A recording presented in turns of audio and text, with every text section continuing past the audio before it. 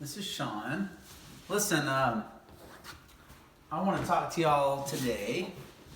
As you probably aware, in the evening after work, I've been making videos on different topics that I think would be helpful to cover. Tonight, I want to cover a topic of aggression versus enforcing boundaries. I think this is an extremely important topic right now. First of all, I probably mentioned this before many times. I believe that all of us individually are going through our own versions of what we're experiencing and challenges that we're experiencing collectively. So, a lot of people are going through similar experiences right now. We're being challenged all the time, and we're having moments, long periods of clarity as well. We still have challenges. It's a matter of whether you take responsibility for those challenges. But I want to talk today specifically about aggression versus enforcing boundaries. Let me be clear about something. I believe that a lot of what it would look like to enforce a boundary has been considered aggression, okay? These are two very, very different things. So I think generally we have thought, and this is true for my own life, I've thought for most of my life that when somebody stands up against an aggressor or aggression, that they're also being aggressive, okay? And I've only recently realized how important it is to enforce boundaries very quickly, very clearly, without delay, and especially because you can put yourself in a very dangerous position if you don't do it without delay when it's necessary to enforce boundaries. First of all, a lot of us don't even know what those are. So we allow people regularly to trample on us, to abuse us, to be an aggressor on us, and we give away our power and we think of ourselves as a victim. The truth is, you're not a victim. That being a victim is a choice. You can be empowered. You can enforce boundaries and stop other people from being aggressive toward you. You just have to learn how. Now, let me be clear about something else. I believe the majority of the aggression that we experience today, and especially in the climate we're in right now, as we're in this corona lockdown, COVID lockdown, and everybody's very concerned for their safety around a virus that is risking people's lives and killing some people. Especially today, we feel challenged, but the most common form of aggression that we experience, which is going on all the time right now, especially on social media, is communication aggression. It's through conversation aggression. It's through words and attacks of words. This is the most common form of aggression that we experience today.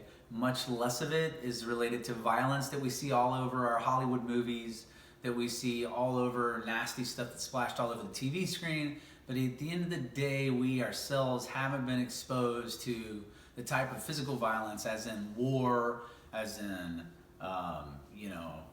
some really heinous physical acts. Now, that being said, many of us have experienced physical aggression or been a victim of it, so we believe.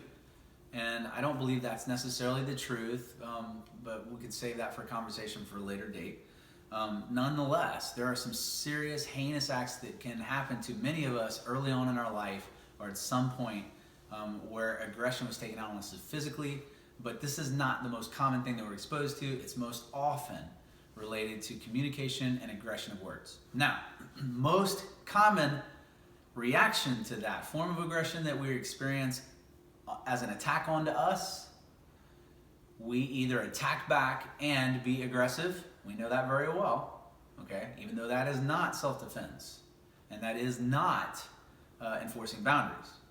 That is, in fact, aggression in return. Thus, the reason why we perpetuate the idea that if we're experiencing aggression toward us, that the only response is aggression back, unless we're a victim. Okay, this is where I think it's incredibly important to define the difference between being in a place of self-defense and defending yourself and enforcing boundaries versus returning aggression once you've had someone be an aggressor toward you, okay?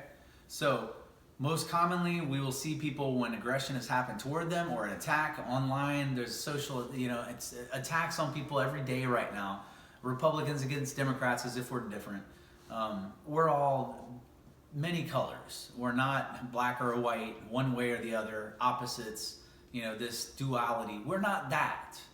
We're multiple possibilities, multiple color, and endless variety, right? And we're all very similar in a lot of ways. So the most common response to aggression that we see is avoiding either attacking back or being aggressive back, or avoiding the entire situation entirely, which is basically being a victim, allowing someone to trample all over you, allowing people to slander you in public. I want to give an example of something that happened to me physically, where I was actually wondering if I had returned aggression back. Now, we're in my office, as many of you know, and it's pretty deep, and my office is way back in the back. And I am able to watch from the camera the front door if I'm here alone. I am able to monitor a situation. I was here alone one evening at 9:30 p.m. at night. This was about 6 months ago. I was here to type out a few emails, send it related to business, get in for 30 minutes and get out. I parked in the front of my office. It's 9:30 at night. There's still a couple joggers standing there on Heights Boulevard. But I made the mistake of leaving the front door unlocked. Not a good idea. Not a good idea at all. So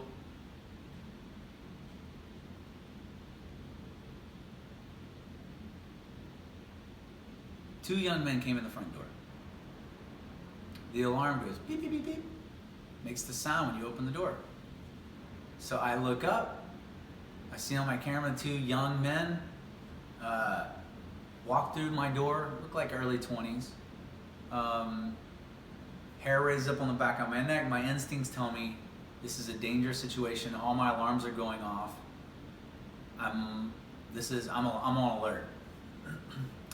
Now, for those of you who don't know, you probably have gathered lately that I am becoming very public about a lot of details that I would normally keep private. In my entire life, I've never gone public like I have in the last couple weeks about the way that I feel about things so much and being so clear. And I feel it's a very important time that people are looking for answers and they're willing to listen more than ever to get the truth on certain things and clarity to help them along their path as we all walk our own path.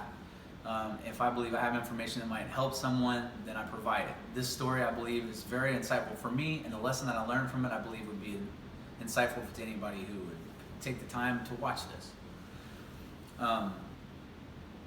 Hair raised up on the back of my neck. I'm feeling very threatened.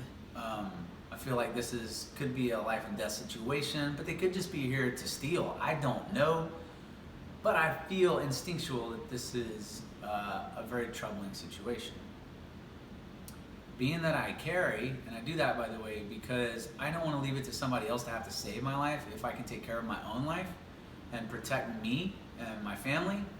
I'd rather do that than to leave it to someone else to do that for me. So I do believe in carrying. I do often carry. Not always, but I do often carry. A lot of people don't know that. I'm not public about it. Obviously, I'm not carrying on the exterior, open carry.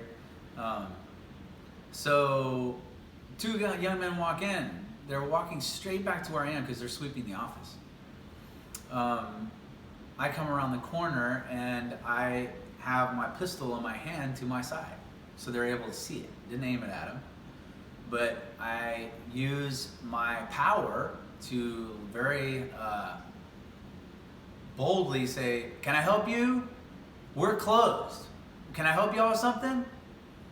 And they didn't really say too much, stopped, look at me, kind of observing the situation, which made me feel extremely kind of uncomfortable because they were trying to figure out if they wanted to act. And here I'm standing with a pistol to my side, not aiming it at them, so they can see it, and they're trying to figure out if they should act, rather than just follow my advice, which was to leave. I told them we're closed, it's time for them to go. hesitate for about 5 seconds, decide they're gonna go ahead and acknowledge my request, so they turn around and decide to walk out the front door. Very fortunate that was the situation that had occurred. So their energy came through, and now I'm in a way redirecting energy out the front door. They did end up leaving. They got in the car that they came in that was all pre-planned and drove away, never to be seen again. I don't know how that might have ended up. I'm glad I didn't find out. It was not good that they were here. Every ounce of my being told me that, my intuition, and I listened to it, because when I don't, I tend to pay the price for that.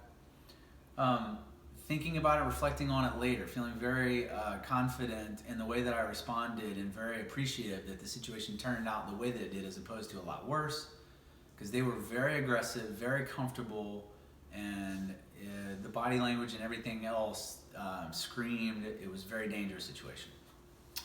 So, and reflecting on it later, what I came to the conclusion of, and this is where I learned this lesson, and this is more of the physical stuff, but we experienced a lot of this from attacks verbally. They were aggressive. They came in, they were expressing aggression. I enforced a boundary. I said, listen, in case there was any gray area, you're not welcome here, you need to leave.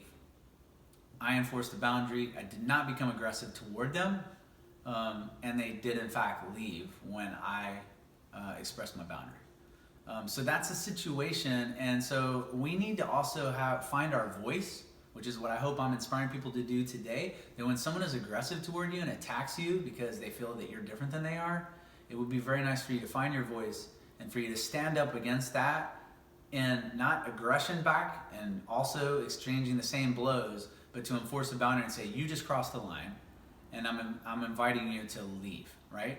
I'm asking you to leave. I'm not making demands, but in a way I am, because you've crossed over in the line of you're on my property now, whatever that looks like, and you are being aggressive in a way that is not coming from a place of balance, and I'm drawing a line and I'm explaining to you that this is a boundary and you need to turn away.